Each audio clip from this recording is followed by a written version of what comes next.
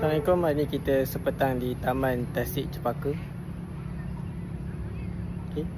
Kita nak shoot bangau dan burung yang ada di sini yang berterbangan. Okay. So korang nantikanlah gambar tu. Dan Rick sama ada okey tak ataupun tak gambar. Ada. Tu terbang. Okay. Tengok main gambar.